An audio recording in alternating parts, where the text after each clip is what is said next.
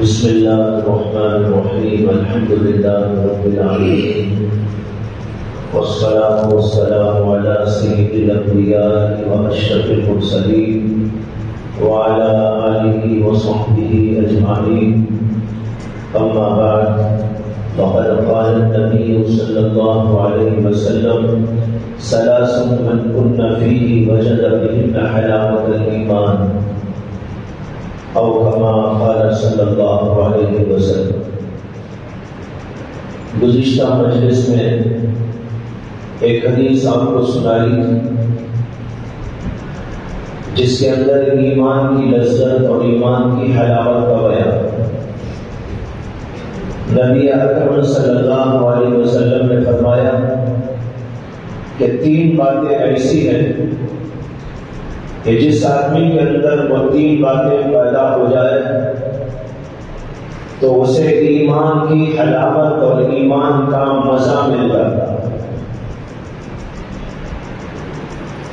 ان تین باتوں میں سے ایک بات یہ ہے: من کان اللہ ورسولہ احب الیہ مما سواہ، کہ اس کے نزدیک اللہ اور اللہ کے رسول صلی اللہ علیہ وسلم دنیا وما فیہا سے زیادہ محبوب ہو جائے. دوسری بات یہ ہے: وَأَن يَكُونَ الْمَرْءُ لَا يُحِبُّهُ إِلَّا لِلَّهِ، اللہ کے نیک بندوں سے محض اللہ کے واسطے محبت کرے. اور تیسری بات یہ ہے کہ ایمان کے بعد کفر کی طرف جانے کو اسی طرح برا سمجھے جیسے کہ آگ میں ڈالے جانے کو برا سمجھتا ہے. یہ تین باتیں جس آدمی کو مل جاتی ہے اس کے دل کو ایمان کا مزہ مل جاتا ہے. اس کے اوپر تفصیلی گفتگو میں نے گزشتہ ہفتے کر دی تھی. بتایا تھا کہ جس طرح اللہ نے دنیا کی چیزوں میں مزہ رکھا ہے ہماری خاطر کہ ہم اچھا کھائیں، اچھا پیئیں، اچھا رہیں، اللہ نے ڈیزائن کی چیزیں بنائی، انواع و اقسام کی لذتیں پیدا کروائی. جو خدا ہمارے جسم کی لذتوں کا لحاظ کرتا ہو، کیا وہ خدا ہماری روحانی لذتوں کے لیے کوئی کام نہیں کرے؟ جو ہمارے جسم کو لذت پہنچانے کے لیے بہترین چیزیں دنیا میں پھیلا رکھا، وہ خدا کیا ہماری روحوں کو بغیر لذت دیے یوں ہی چھوڑ کے رکھ دے گا؟ ظاہر بات ہے کہ اللہ تبارک و تعالیٰ کی رحمانیت، اس کی رحیمیت اور اس کی حکمت اس بات کا تقاضا کرتی ہے کہ جیسے اللہ نے دنیا کی چیزوں میں ہمارے جسمانی فوائد اور ہماری جسمانی لذتوں کو رکھا ہے، اسی طرح اللہ نے ہماری روحوں کے لیے روحانی فوائد، روحانی برکات اور روحانی لذتوں کو بھی رکھا.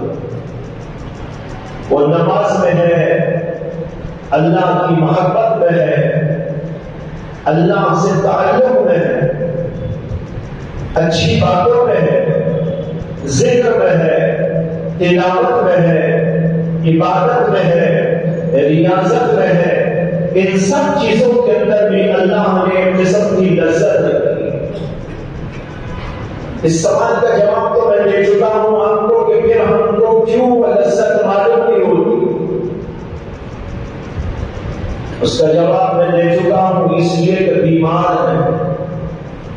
بیمار کو بریانی کا مزہ نہیں آتا، بیمار کو قورمے کا مزہ نہیں آتا.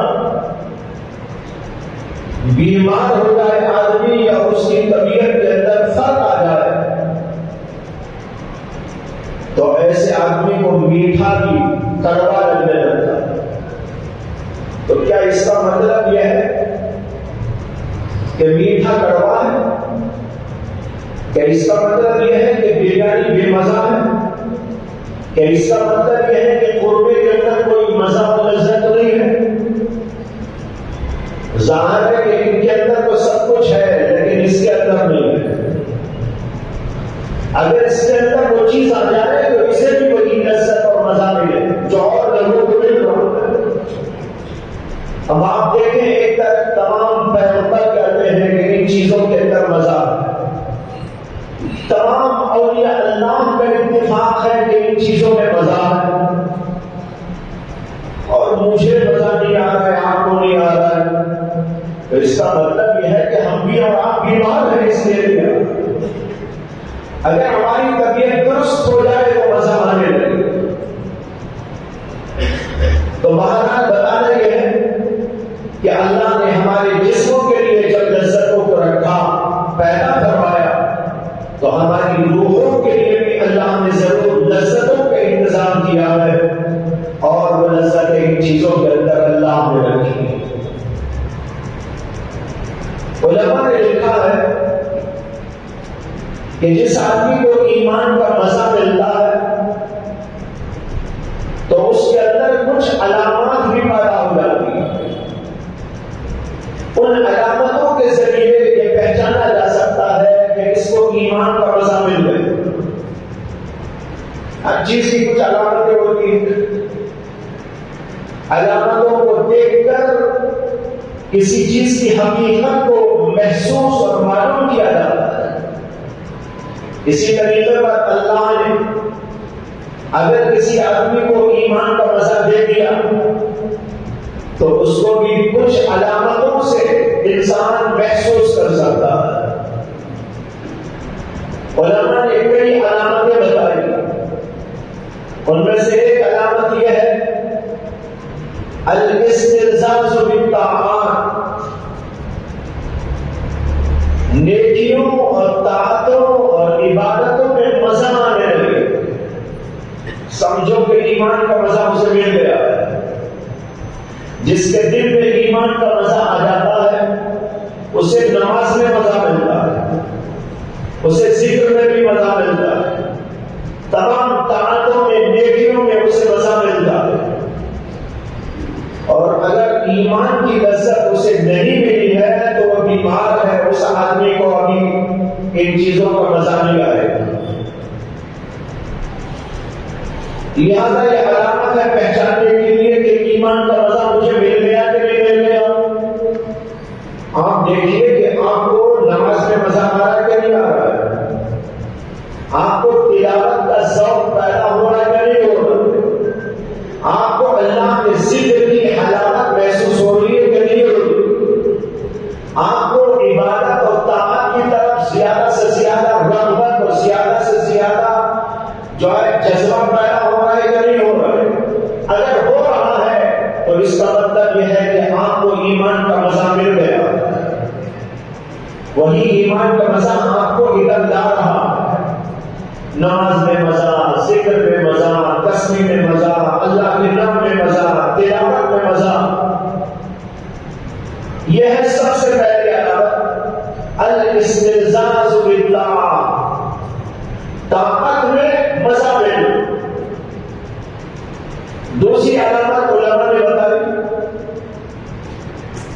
کہ ایثار الطاعات علی جمیع الشہوات، ایثار الطاعات علی جمیع الشہوات، شہوتوں، دنیا کی خواہشوں اور گناہوں کے کاموں، ان سب کے مقابلے میں آدمی طاعتوں اور عبادتوں کو ترجیح دینے لگتا ہے۔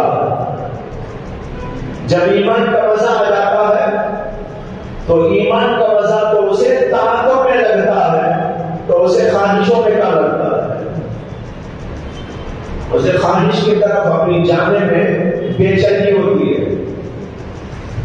ارے یہ کیا بلا ہے، یہ کیا مصیبت ہے، اسے وہ چیزیں مصیبت معلوم ہونے لگتی ہیں۔ طاعتوں کو ترجیح دیتا ہے، شہوتوں پر، خواہشوں پر، گناہوں پر، برائیوں پر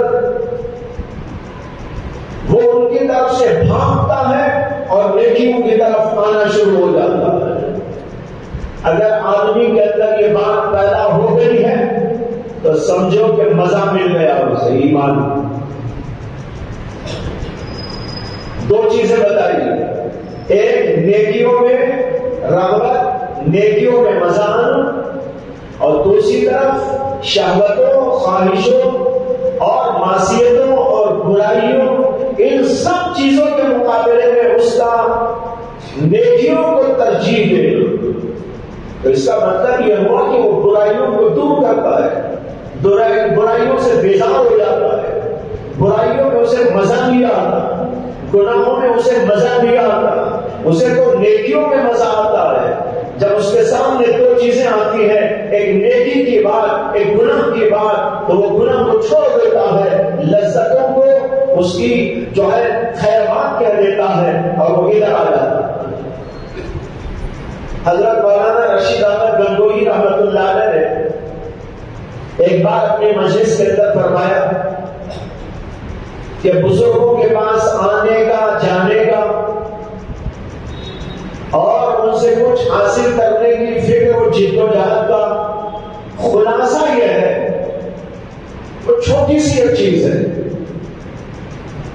کیوں جاتے ہیں اولیاء اللہ کی صحبت میں بیٹھے، کیوں جاتے ہیں ان کی مجلسوں میں، ان کی باتیں سننے سے کیا ملتا ہے، کیا ملنا چاہیے، کیا لینا چاہیے؟ کہتے ہیں کہ حضرت نے فرمایا کہ وہ بزرگوں کے پاس جانے کا، آنے کا جو مقصد ہے وہ ایک چھوٹی سی بات ہے، اور وہاں جن پہ بیٹھے ہوئے تھے وہ سب بڑے بڑے لوگ تھے، محدثین تھے، فقہاء تھے، مفتیان کرام تھے، شاید سمجھ گئے ہوں گے، کسی نے بھی پوچھا ہی نہیں ہو کہ حضرت وہ چھوٹی سی بات آپ بتا دیجئے کیا ہے۔ کسی نے نہ پوچھا نہ حضرت نے بتایا۔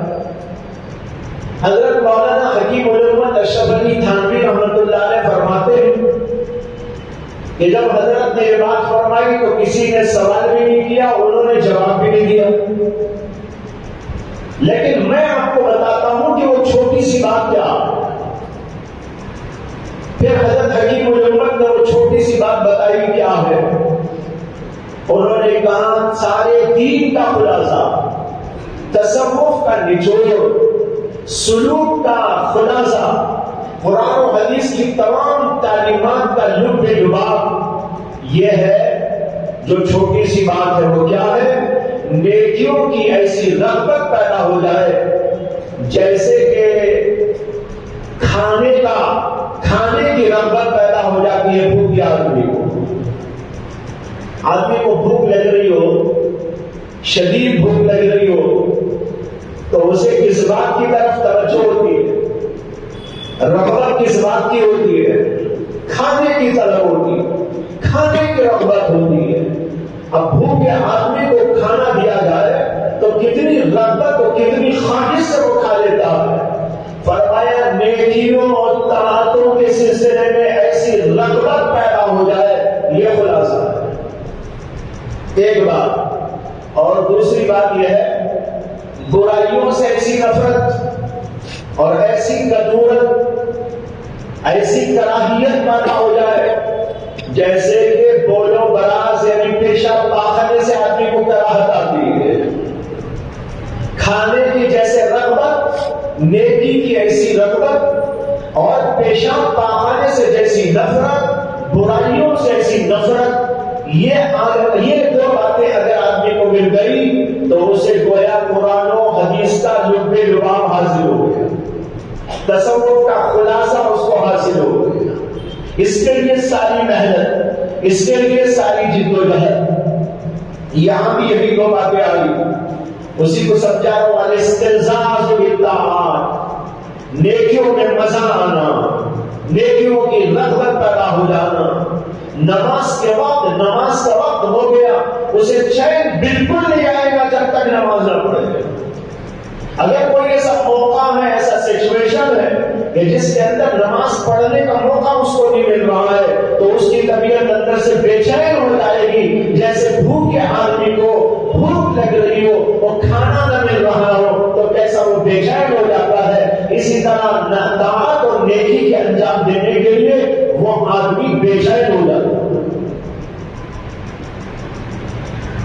دوسری بات عرض کی گئی ایثار الطاعات علی جمیع الشہوات، شہوتوں کو چھوڑ دے، اس کے مقابلے میں نیکیوں کو اختیار، نیکیوں کو کیوں اختیار کرتا ہے؟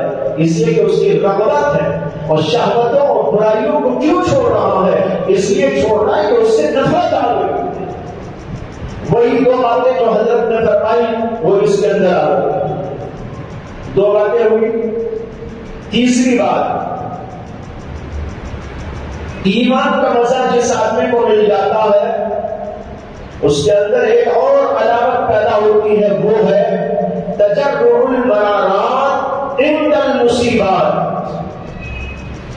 تجرع المرارات عند المصیبات، مصیبتوں کے پیش آنے کے وقت میں صبر کے کرنے کرنے گھونٹ پینے میں مزہ آتا۔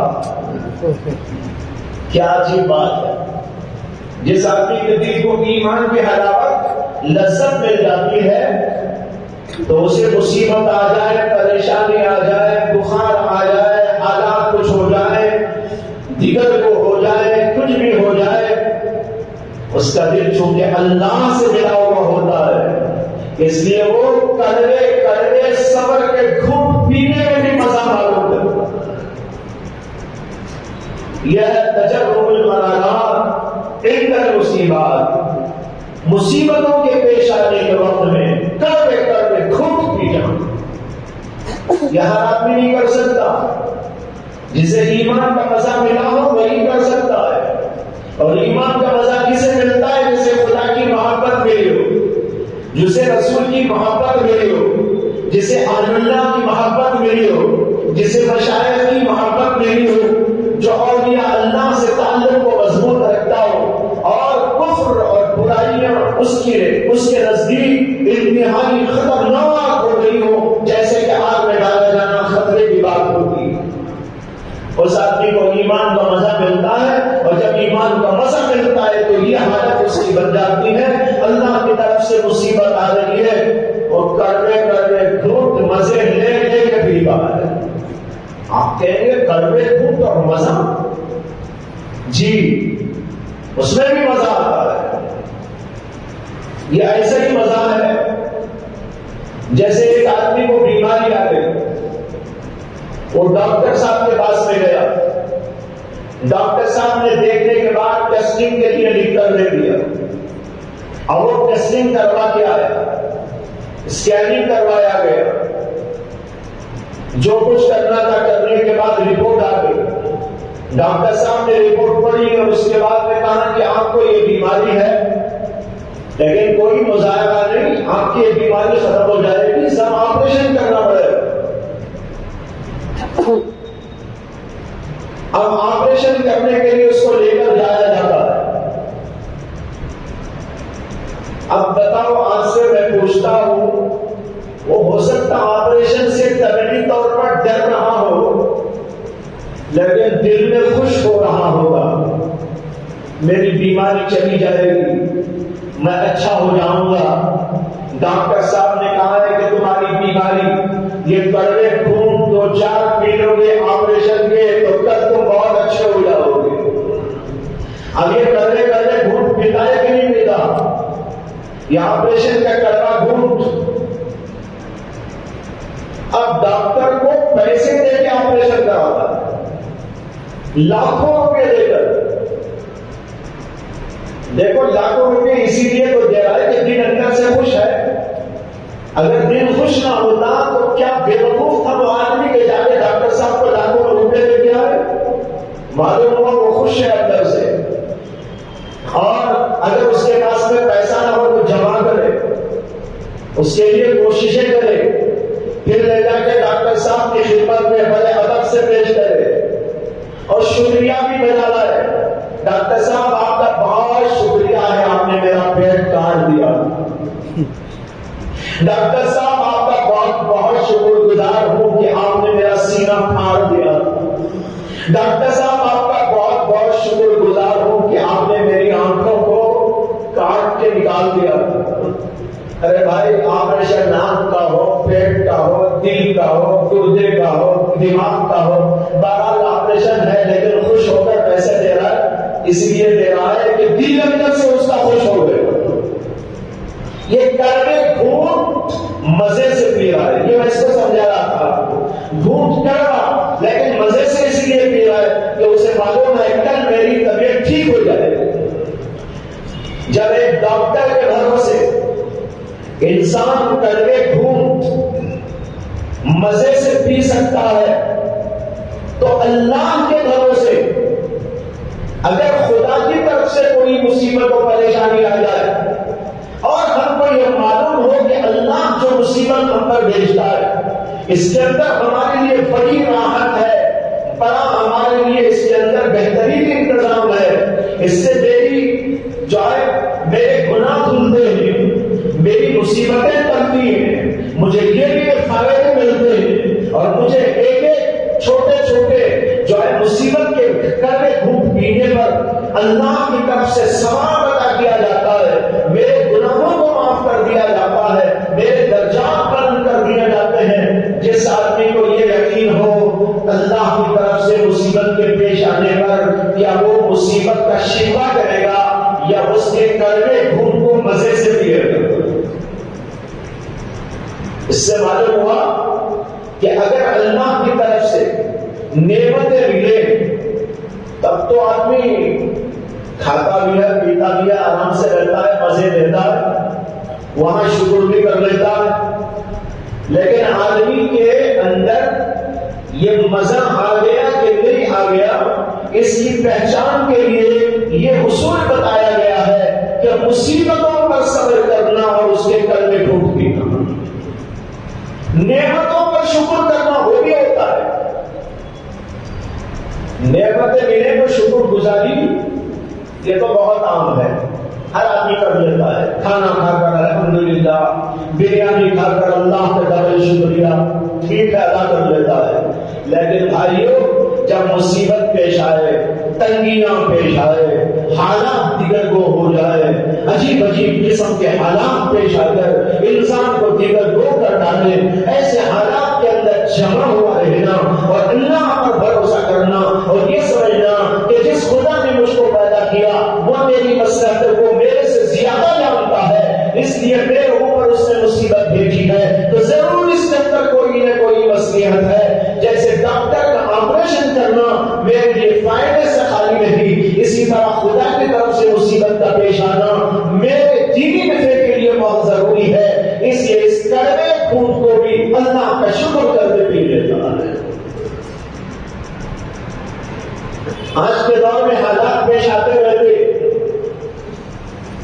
ان حالات کے اندر اس بات کو یاد رکھیں اور اس بات کو دل میں بٹھانے کے لیے یہ بات سوچ لے کہ اللہ کی طرف سے جو بھی پیش آتا ہے اس کے اندر ہمارے لیے فائدے ہی کی بات ہے. سب سے بڑا فائدہ مصیبتوں کے پیش آنے کا یہ ہے گناہ معاف ہو جاتے ہیں. ایک فائدہ یہ ہے کہ درجات بلند ہو جاتے ہیں. ایک بات یہ ہے کہ اللہ نیکیاں عطا کر دیتے ہیں. اور ایسا بھی ہوتا ہے کہ کبھی کوئی مصیبت لا کر بڑی مصیبت کو اللہ ٹلا دیتے ہیں. اس سے کہ دنیا میں ہر مصیبت سے بڑی مصیبت ہو سکتی ہے, اللہ کوئی چھوٹی مصیبت میں ڈال کر بڑی مصیبت سے بچا لیتا اور ہمیں نہیں معلوم ہوتا کہ وہ کون سی مصیبت تھی جو آنے والی ہو. کہتے ہیں کیا مصیبت آ گئی, کیا پریشانی آ گئی, اللہ ہمیں شکوہ کرنے لگتے. اللہ کہتے ہیں ارے بندے تیرے اوپر تو اور بڑی مصیبت آنے والی تھی, میں نے یہ مصیبت دے کر بڑی مصیبت سے تجھے بچا دیا. حضرت مولانا قاری محمد طیب صاحب رحمۃ اللہ علیہ نے ایک واقعہ بیان کیا تھا اپنے ایک بیان میں. انہوں نے بتایا کہ کسی علاقے میں ایک جڑواں دو بچے پیدا ہوئے. جڑواں کا مطلب جڑے ہوئے تھے وہ دونوں. بچے پیدا ہوئے, دو بچے ہیں, ہاتھ الگ, دونوں کے پیر الگ, دونوں کے پیٹ الگ, دونوں کی پیٹھ الگ, دونوں کے سر الگ, دونوں کے چہرے پیٹھ کو پیٹھ اس طرح لگی ہوئی ہے، ایک کا چہرہ ادھر ایک کا چہرہ ادھر۔ خیر بچے پیدا ہوئے تو ان کے ماں باپ نے یہ سوچا کہ بچے جڑواں پیدا ہو گئے ہیں، ڈاکٹروں سے مشورہ کریں گے اور اگر آپریشن کے ذریعے دونوں کو الگ الگ کیا جا سکتا ہو تو کرا دیں گے۔ چنانچہ ڈاکٹروں سے رجوع کیا گیا، ڈاکٹروں نے ان دونوں بچوں کی بڑی تشخیص، پوری تشخیص کرنے کے بعد ان کے سامنے یہ بات ظاہر ہوئی کہ ان دو بچوں کو الگ الگ کرنا ممکن نہیں ہے، اس لیے کہ ان کے یہاں ہر عضو الگ الگ ہے لیکن شہرت ایک ہے، ہر عضو الگ الگ، لیکن جو بیچ کی شہرت ہے، جو اس میں اور اس میں دونوں کی شہرت ایک ہی ہے۔ اگر ان کو جدا کرنے کے لیے ہم کاٹ کوٹ کریں گے تو نتیجہ ہوگا دونوں مر جائیں گے۔ اس میں ڈاکٹروں نے مشورہ دیا کہ ان کو بس ان کی حالت میں چھوڑ دو، جیسا بھی ہو زندگی گزرتی رہے۔ خیر ماں باپ نے صبر کیا، بچوں کی تعلیم و تربیت کی حفاظت کرتے رہے۔ اب بچے بڑے ہونے لگے، شیر خالدی کے عالم سے آگے بڑھ گئے، پھر اس کے بعد اور آگے بڑھے، بچپنا آیا، جب تعلیم و تربیت کا دور شروع ہوتا ہے تو ماں باپ یہ چاہتے ہیں کہ پڑھائی ہو۔ ان کے ماں باپ نے بھی چاہا کہ ان بچوں کو کچھ پڑھانا چاہیے، چنانچہ دونوں بچوں کو پڑھانے کے لیے استاد رکھے گئے، وہ استادوں سے پڑھتے رہے، اس کو بھی پڑھایا اس کو بھی پڑھایا۔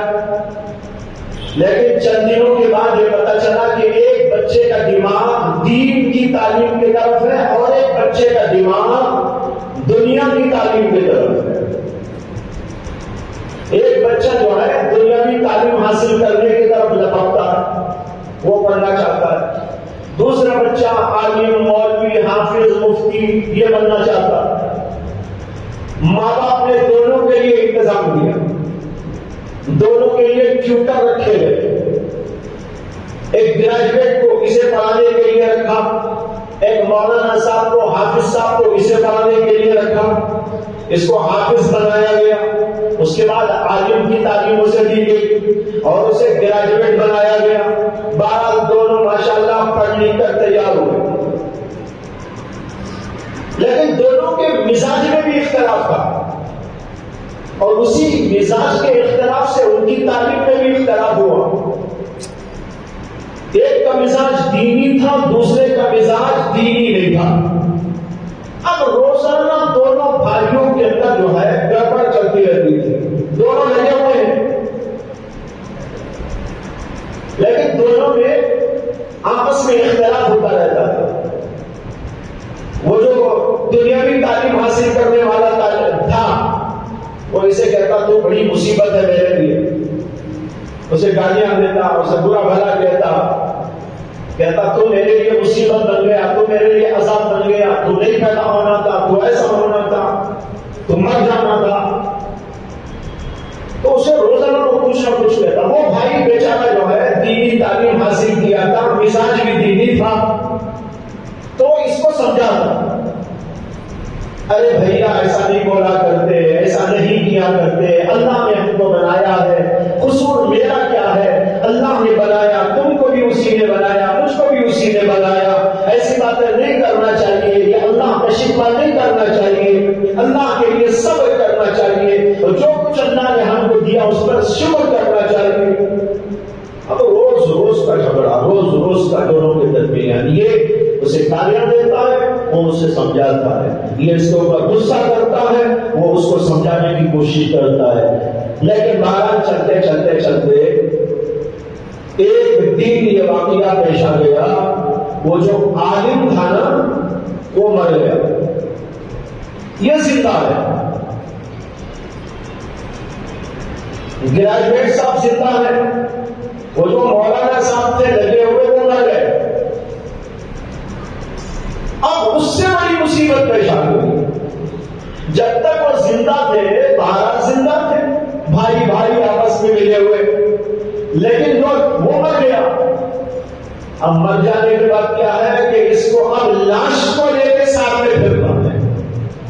بتاؤ بھائی اس سے بڑی مصیبت ہوئی کہ نہ ہوئی؟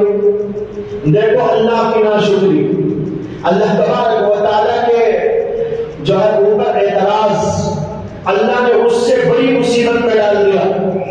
اس مصیبت پر صبر کے بجائے اللہ کا شکوہ، اللہ کے شکوے کے ساتھ اس بھائی کے ساتھ ظلم و زبردستی کا معاملہ کرتا رہا۔ اللہ نے اسے مزہ چکھانے کے لیے کیا کیا؟ اس کو موت دے دی جو مولانا تھا، اور اس کو زندہ رکھا۔ اب یہ 1.5 سال ہے میت کو پشت کے لیے پھر رہے۔ یہ ہے سمجھانے کی بات، سمجھنے کی بات۔ ہر مصیبت سے بڑھ کر مصیبت ہوتی ہے۔ اس لیے بھائیوں، جب اللہ کی طرف سے مصیبت آئے، کوئی پریشانی کے احوال آئے، اس وقت صبر کرو۔ صبر کے گھونٹ مزے کے ساتھ میں پی لو۔ مزہ کیسا آئے گا؟ وہ اس وقت آئے گا جبکہ آپ کے دل میں ایمان کی حلاوت ہوگی، جب آپ کے دل میں اللہ کی محبت سمائی ہوئی ہو، جب آپ کا دل اس بات پر یقین رکھے گا کہ اللہ کی ذات وہ ہے جو میرے لیے سب کچھ بھلائی کے کام کرتی ہے، وہ حاکم بھی ہے اور حکیم بھی ہے۔ وہ حاکم بھی ہے اور وہ حکیم بھی ہے۔ حاکم ہے اس لیے وہ جو چاہے کرے، کون اس کو پوچھنے والا ہے؟ مجھے زندہ رکھے کہ مردہ رکھے، کون پوچھنے والا؟ مجھے کھلائے یا نہ کھلائے، اسے کون پوچھنے والا؟ وہ مجھے تنگی پریشانی میں رکھے یا راحت و آرام میں رکھے، اسے کون سوال کرنے والا؟ اللہ کی ذات حاکم ہے، وہ جو چاہے کر سکتی ہے۔ لا يسأل عما يفعل وهم يسألون۔ اللہ سے پوچھا نہیں جا سکتا ان کاموں کے بارے میں جو اللہ کرتا ہے۔ ہاں، ساری مخلوق سے پوچھو گی، مجھ سے پوچھو گی، آپ سے پوچھو گی، بادشاہوں سے پوچھو گی، نبیوں سے پوچھو گی، لیکن اللہ سے کوئی پوچھنے والا نہیں، اس لیے کہ وہ حاکم ہے۔ اور دوسری بات یہ ہے کہ وہ حکیم ہے۔ ایک طرف یہ اپنے دل میں بٹھاؤ کہ اللہ ہمارا حاکم، اور حاکم کو پورا اختیار ہے اور مجھے شکوے کا کوئی حق نہیں۔ اور دوسری طرف مزہ آئے گا، آپ اللہ کی حکمت اور اس اللہ تعالیٰ کی حکیمیت کا مراقبہ کرو۔ اللہ تعالیٰ حکیم ہے، کوئی کام بغیر حکمت کے نہیں ہوتا۔ وہ ہمیں کھلاتے ہیں تو حکمت ہے، نہیں کھلاتے تو بھی حکمت ہے۔ آپ اس حکمت کو ایسا سمجھو جیسے چھوٹا بچہ ہے، وہ کبھی کچھ کھانا چاہتا ہے، اس کا باپ اسے منع کرتا مت کھاؤ۔ کیوں؟ اس لیے کہ باپ سمجھتا ہے حکمت کے خلاف ہے، اب اس کو نہیں کھلانا چاہیے، اسے بخار آ گیا ہے، اسے سردی ہو گئی ہے، اسے بلغم جم گیا ہے، اسے فلاں قسم کی بیماری ہے، اس وقت میں اسے یہ چیزیں نہیں کھلانا ہے، اس لیے وہ بچہ کھانا چاہتا ہے لیکن باپ منع کرتا ہے، نہیں دیتا۔ لیکن وہ بے عقل بچہ اپنے باپ کے بارے میں کیا سمجھتا ہے؟ ابا جی مجھے یہ نہیں دلا رہے، وہ نہیں دلا رہے، وہ نہیں کر رہے، یہ نہیں کر رہے، شکوہ بھی کرتا ہے۔ وہ اس کا شکوہ کرنا اس کی بے عقلی کی دلیل ہے۔ اگر اس کے اندر عقل ہوتی تو وہ شکوہ نہ کرتا۔ اسی طرح اللہ کہتے ہیں میں حکیم بھی ہوں، حاکم بھی ہوں، حکمت کی وجہ سے کرتا ہوں۔ اگر تمہیں کچھ دیتا ہوں تو اس میں بھی حکمت ہے، کچھ نہیں دیتا تو اس میں بھی تمہیں بخار میں مبتلا کرتا ہوں تو حکمت ہوتی ہے، اگر تم کو راحتیں عطا کرتا ہوں تو اس میں بھی حکمت ہوتی ہے۔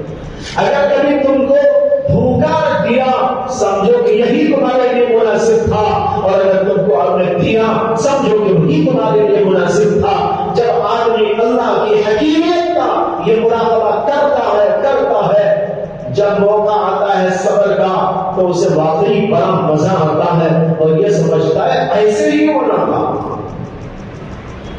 کھانا نہیں مل رہا سمجھتا ایسے ہی ہونا تھا، فلاں چیز نہیں ملی ایسے ہی ہونا تھا، بخار آئی ایسے ہی ہونا تھا، فلاں درد ہوا مجھے ایسے ہی ہونا تھا، اسی میں اللہ نے میری حکمت کو پوشیدہ رکھا ہے۔ اب بتاؤ کہ مزہ آئے گا کہ نہیں آئے گا؟ مزہ بھی آئے گا، درد بھی ہوگا۔ یہ ویسے ہی مزہ اور درد ہے جیسے آپریشن بھی لیکن اندر اندر سے خوشی بھی ہو رہی ہے، یعنی طبیعت کے لحاظ سے چیخیں مارتا ہے، عقل کے لحاظ سے اطمینان رکھتا ہے ڈاکٹر پر۔ اسی طرح ایک بندے کو اگر کوئی بات اللہ کی طرف سے پیش آ جائے، ہو سکتا ہے کہ اس کی وجہ سے وہ ہوش کرنے لگے طبیعت کے تقاضے سے، لیکن اس کا دل اللہ پر مطمئن ہوتا ہے اور وہ اللہ کی طرف سے پیش آنے والی اس مصیبت کو، اس کردے کرنے گھنٹوں کو خوشی خوشی پھر یاد کرتا ہے۔ کتنی باتیں ہوئی بھائی؟ 3 ہو گئی۔ آخری اور چوتھی بات، اور وہ یہ ہے کہ اللہ تبارک و تعالیٰ کے راستے میں دین کی خاطر، دعوت و تبلیغ کے واسطے، اللہ کے دین کی حفاظت اور اشاعت کی خاطر مصیبتوں، پریشانیوں، کلفتوں کو برداشت کرنا۔ جس آدمی کے دل کو ایمان کا مزہ مل جاتا ہے تو وہ اللہ کے لیے دین کا کام کرتا ہے، اور اس میں رکاوٹیں آ جائیں، پریشانیاں آ جائیں، لوگ گالیاں دینے لگے، الٹی سیدھی باتیں کہنے لگے، لیکن اس وقت وہ ان ساری باتوں کو ماشاءاللہ اللہ کے لیے برداشت کرتا ہے، ان سب چیزوں کے لیے اپنے آپ کو تیار کر لیتا ہے۔ بالفاظ دیگر اللہ کے راستے میں قربانیاں دینا، دعوت اللہ کے لیے اور اللہ کے دین کی اشاعت اور حفاظت کے لیے، یہ مزہ آنے کے بعد ہوتا ہے۔ اب اس آدمی کو پیسہ ملے نہ ملے، کوئی گالی دے کہ نہ دے، کوئی اچھا کہے کہ برا کہے، اس میں کوئی آفتیں مصیبتیں آ جائیں، جانے آنے کی تنگیاں پریشانیاں پیش آ جائیں، لیکن ان ساری چیزوں میں اسے لذت اور مزہ ہی آتا رہتا ہے۔ اللہ کے دین کی خاطر اپنی ہر چیز کو قربان کرنے کے لیے تیار ہو جاتا ہے۔ یہ ہے ایک علامت ایمان کی لذت ملنے کی۔ جب آدمی کو ایمان کی لذت ملتی ہے تو وہ یہ کام بھی کرتا ہے۔ اب آپ اپنے اپنے طور سے غور کریں، ہر آدمی اپنے اوپر ان چیزوں کو فٹ کر کے دیکھے کہ میرے اندر ان میں سے کون سی بات آ گئی۔ کیا مجھے طاعتوں کی لذت مل رہی ہے؟ کیا میں شہوتوں، خواہشوں کو برا سمجھ کر ان کو چھوڑنے پر آمادہ ہو گیا ہوں؟ اور کیا میں اللہ کے دین کی خاطر، اللہ کے دین کی حفاظت اور اشاعت کی خاطر اپنے آپ کے لیے اپنے آپ کی جانی مالی قربانیاں دے رہا ہوں؟ اور جب کوئی مصیبت اور پریشانی کو تنگی پیش آ جائے تو وہاں کڑوے کڑوے دھوپ کو مزے سے پی لیتا ہوں۔ ہر آدمی ان کے اوپر غور کرے کہ یہ چیزیں اگر میرے اندر ہیں، اللہ کا شکر ادا کرے اور سمجھے کہ ایمان کا مزہ میرے اندر آ گیا۔ اور اگر یہ چیزیں اس کو حاصل نہیں ہو رہی، نماز پڑھنے میں دل نہیں لگتا، ذکر کرنے سے طبیعت گھبراتی ہے، تلاوت کرنے پر رتی برابر دل آماد ہی نہیں کرتا، نیکیوں کی طرف جانے بالکل بیزار نہیں ہوتی، نماز پڑھنے کوئی لینے بھی آ گیا تو بھاگ کے چلے جانے کو جی چاہتا ہے۔ اگر یہ کیفیت ہے، سمجھو کہ ایمان کا مزہ نہیں ملا ہے۔ اور ایمان کا مزہ کیوں نہیں ملا؟ اس لیے کہ اللہ کی محبت دل میں نہیں آئی، رسول کی محبت دل میں نہیں آئی، اہل اللہ کی محبت دل میں نہیں آئی، کفر سے نفرت و کراہت دل میں نہیں پیدا ہوئی۔ اس وجہ سے ایمان کا مزہ نہیں آیا، اور جب ایمان کا مزہ نہیں آیا، طاعتوں میں مزہ نہیں آیا۔ یہ دیکھو، کیا میں شہوتوں، خواہشوں، گناہوں، معصیتوں کو چھوڑنے پر آمادہ ہو گیا ہوں، اور ادھر دل مائل نہیں ہو رہا ہے، اس کی کراہت معلوم ہو رہی ہے۔ اگر ایسا ہو رہا ہے تو شکر کی بات، اور ایسا نہیں ہو رہا ہے بلکہ گناہوں میں لذت، بار بار طبیعت کا میدان، گناہ کرنے کے لیے بے چینی، ادھر ہی دل چاہتا ہو، ادھر ہی بار بار انسان لپکتا ہو، سمجھو کہ ان النفس لامارۃ بالسوء، اس پر صادق آ رہا، وہ امارہ بالسوء ہے، برائی کا حکم دے رہا ہے، اندر سے برائی اس کے اندر پیدا ہوتی جا رہی ہے، اس لیے یہ آدمی ابھی ایمان کا مزہ پانے والا نہیں ہو۔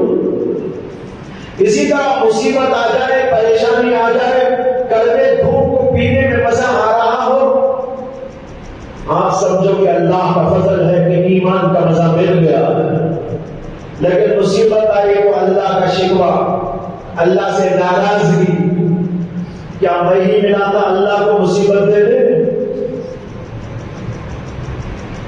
عورتوں میں یہ بات بہت زیادہ ہوگی، مصیبت کے پیش آنے پر اللہ کا شکوہ، اللہ کے لیے نازیبا الفاظ، یہ انتہائی خطرناک ہے، اس سے آدمی کافر ہو جاتا۔ جب اللہ پر اعتراض ہو سمجھو کہ ایمان چلا گیا۔ کسی کا انتقال ہوا، اس کی بیوی کہنے لگی کہ اللہ کو کوئی نہیں ملا، میرا ہی شوہر ملا تھا ہمارے، لا حول ولا قوت الا باللہ۔ کسی کے بچے کا انتقال ہو گیا، عورت کہنے لگی خدا کتنا ظالم ہے، میرے بچے کی جان لے لیا۔ ان بے وقوفوں کو اب تک یہ نہیں سمجھ میں آیا وہ شوہر بھی تیرا نہیں تھا، وہ بھی خدا ہی کا تھا، وہ بچہ بھی تیرا نہیں تھا، اسی خدا کا دیا ہوا تھا۔ یہ مکان، یہ دکان، یہ جائیداد، یہ املاک، یہ مال، یہ پیسہ، یہ زیور، یہ سونا، یہ چاندی، وہ دیے، یہ سب اسی اللہ کے دیے ہوئے ہیں۔ تم جب آئے تھے دنیا میں کیا تھا تمہارے پاس؟ ننگے آئے تھے، کپڑے کا تار بھی نہیں تھا۔ جب انسان ماں کے پیٹ سے دنیا میں آتا ہے ایک کپڑے کا تار بھی اس کے جسم پر نہیں ہوتی، اور جیسا آتا ہے یہاں سے ویسے ہی اس کو جانا ہے، نہ مال جاتا ہے، نہ دولت جاتی ہے، نہ سونا جاتا ہے، نہ ہیرے جاتے ہیں، نہ کپڑے جاتے ہیں، نہ کوئی جاتا ہے۔ تو بہرحال یہ سب بے وقوفی کی باتیں، ناصبری کی باتیں، بے ایمانی کی باتیں، اور اس لیے کہ اللہ سے تعلق نہیں پاتا۔ جب آدمی کے اندر وہ چیز پیدا ہو جاتی ہے تو ماشاءاللہ وہ دوسری کیفیت پیدا ہو جاتی ہے۔ جب اسے کھانا نہیں ملتا صبر کا گھونٹ پیتا ہے، پی کر مزہ لیتا ہے۔ ارے اللہ تبارک و تعالیٰ نے مجھے آج اس قابل کو سمجھا کہ میں صبر کر سکتا ہوں۔ سمجھ میں آیا نہیں آیا جملہ؟ وہ بندہ کیا سوچتا ہے کہ اللہ تبارک و تعالیٰ کی عنایت کہ اللہ نے مجھے اس قابل کو سمجھا کہ میں صبر کر سکتا ہوں، اس لیے آج مجھے کھانا نہیں دے کر صبر کروا رہا ہے۔ معلوم ہوا کہ اللہ میرے اوپر بڑا مہربان ہے۔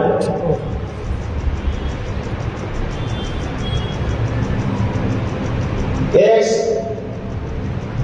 عاشق و معشوق تھے، ایک آدمی عاشق، ایک معشوق۔ جو عاشق تھا وہ بیٹھا ہوا تھا، اس کے معشوق نے آ کر پیچھے سے ایک زور سے ایسا لگایا، لگاتے ہی اس نے جو ہے ایک آنکھ کھینچی، ارے کون ہے؟ پیچھے پلٹ کے دیکھا تو اس کا معشوق تھا، کہنے لگا مجھ سے معافی، میں آپ سے معافی چاہتا ہوں کہ میں نے آنکھ کر دیا۔ کیا بات، سمجھ میں آیا؟ عاشق تھا، معشوق تھا، معشوق نے آ کر عاشق کو پیچھے سے ایسا مارا۔ یہ مار محبت کی مار تھی، مار محبت میں بھی مار دیتے، مار محبت کی مارا تو اسے تو پتا نہیں ہے کہ کون مار رہا ہے، اس لیے زور سے چیخ مارا. چیخ مارنے کے بعد ایسا پلٹ کے دیکھا تو معشوق کھڑا ہوا ہے. اٹھ کر فوراً معافی مانگنے لگا، معاف کر لیجیے، میں نے آنکھ کر دی تھی، مجھے آنکھ نہیں کرنا چاہیے، مجھے آنکھ کی جگہ وانکھ کہنا چاہیے تھا، لیکن کس قدر میں ناقابل ہوں کہ میں نے آنکھ کی مار کے اوپر وانکھ کی جگہ آنکھ کر دیا. مولانا روم نے واقعہ لکھا یہ سمجھانے کے لیے اسی مضمون کو، جیسے وہاں پر معشوق نے اس کو مار دیا، اسی طریقے پر کبھی اللہ کی طرف سے ہمارے اوپر مصیبت کی مار ہوتی ہے، فقر کی، فاقے کی، بیماری کی، تنگی کی، اور کسی چیز کی. اس کو سمجھو یہ اللہ کی ایک مار ہے، لیکن یہ مار تو محبوبوں کو دی جاتی ہے. معشوق اپنے عاشق کو مارتا ہے، غیر کو جا کے کیوں مارے گا؟ غیر کو جا کے کیوں مارے گا؟ غیر کو نہیں مارے گا، یہ اپنے آدمی کو مار رہا ہے. اسی طرح اللہ سب سے زیادہ آزمائش کی کرتا ہے حضرات انبیاء کرام علیہ السلام. اللہ کے نبی علیہ السلام نے فرمایا کہ سب سے زیادہ پیغمبروں کی آزمائش اللہ کرتے ہیں. ثم الامثل فالامثل، پھر اس کے بعد ان کی جو نبیوں سے زیادہ تعلق رکھتے ہیں، پھر ان کی جو نبیوں سے زیادہ تعلق رکھتے ہیں، ان لوگوں کو اللہ زیادہ آزماتے ہیں. اسی لیے انبیاء کو بڑی پریشانیاں دنیا میں آتی ہے، کھانے کی، پینے کی، فقر کی، فاقے کی، تنگی کی. لوگ گالیاں بھی دیتے ہیں، کانٹے بھی بچھاتے ہیں، مارنے بھی لگتے ہیں، جنگیں بھی کرنے لگتے ہیں. انبیاء سے بڑھ کر دنیا میں کسی کی آزمائش نہیں ہوتی. کیوں؟ اس لیے کہ انبیاء اللہ کے سب سے محبوب بندے. اس کے بعد دوسرے نمبر پر اہل اللہ کی ہوتی ہے. کیوں؟ اس لیے کہ اہل اللہ انبیاء کے بعد سب سے زیادہ اللہ کے محبوب بندے. اور جو دنیا والے ہوتے ہیں نا، ان کو اللہ خوب دنیا دے دیتا ہے، کھاتے رہو، پیتے رہو، میرے سے دور رہو، میرے پاس آؤ بھی مت. کھاتے رہو، پیتے رہو، میں نے کھانے کے دانے ادھر ڈال دیے، جاؤ کھاؤ، میرے پاس آنے کی ضرورت نہیں. مولانا روم نے ایک عجیب مضمون لکھا ہے کہ اللہ تبارک و تعالیٰ اپنے نیک بندوں کو کبھی مصیبتوں پریشانیوں میں اس لیے ڈالتے ہیں کہ یہ اللہ کے نیک بندے اللہ کو پکارا کریں. جب مصیبت آتی ہے تو ان کے دل سے اللہ نکلتا ہے، اللہ کے سامنے ہاتھ پسارتے، اللہ کے سامنے گر گراتے، اے اللہ، اے اللہ، اے اللہ، اے اللہ. اللہ اللہ اللہ چاہتے ہیں یہ اللہ اللہ میں سنتا رہو. اس کے لیے ان کو کھانا بند کر دیا. جہاں کھانا بند ہوا تو وہ اللہ کے سامنے ہاتھ پسار کے اللہ اللہ اللہ کرتے ہیں. یہ اللہ اللہ اللہ سننا چاہتے ہیں، اس لیے ان کا کھانا بند کیا. اور جو دنیا والے ہیں نا، مولانا روم کہتے ہیں اللہ ان کو خوب دے دیتا ہے، میرے پاس ہی نہ آئے اور میرا نام بھی نہ لے، میں کھانا نہیں دوں گا، کوئی کافر بھی مجھے پکارے گا، میں اس کی بات سننا ہی نہیں چاہتا.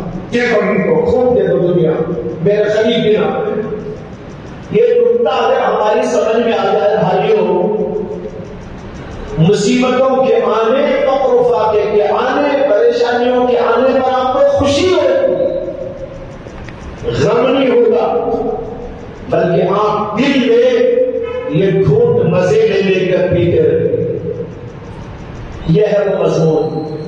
اس کو اچھی طرح دل میں بٹھائے. 4 باتیں میں نے عرض کی ہیں. یہ ایمان کی علامت کی علامتیں ہیں. اللہ تبارک و تعالیٰ سے دعا ہے اللہ مجھے بھی عطا فرمائے، آپ سب کو بھی عطا فرمائے. ایمان کی علامت اور ایمان کا مزہ، ایمان کی لذت ہر